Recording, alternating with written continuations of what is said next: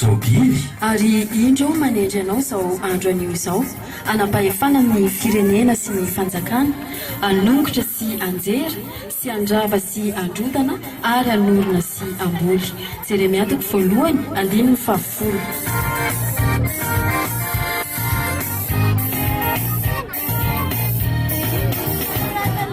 Anamorona fiangonana Andriamanitra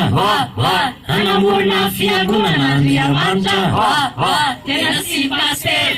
tena sy tekon tena sy SLK tena sy SLK tena sy SLK tena sy Togas tena sy Samati tena sy SLK tena sy Kwamle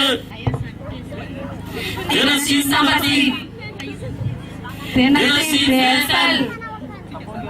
tena sy Safif si sekunarat Sadmirawe Tesunu biandi ni fiaguna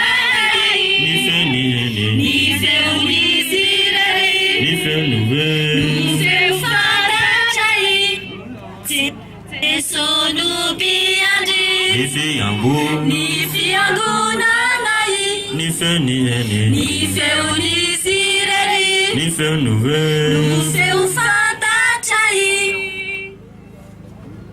manamafy ny finoanay Andriamanitra manamafy ny finoanay Andriamanitra teny me Jesu teny me fomadio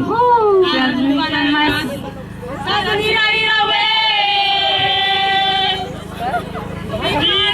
inanay panazava miandrandrana zay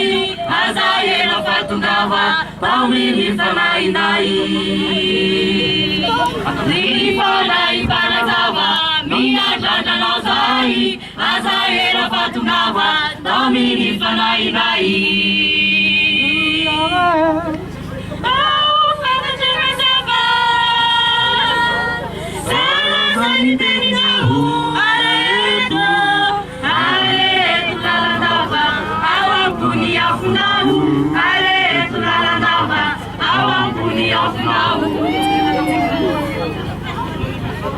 Nanaliakang paster Andriamanitra nanaliakang paster Andriamanitra telilay nisy andrava ny devoly behivavy anongotra sy androdana anona sy amboloko amin'ny anaran'i Jesosy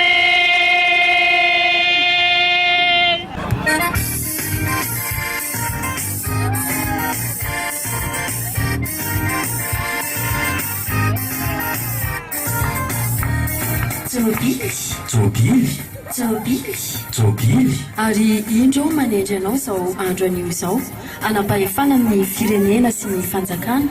anongotra sy anjera sy andrava sy androdana ary anorona sy amboly jeremiatoko voalohany 5:10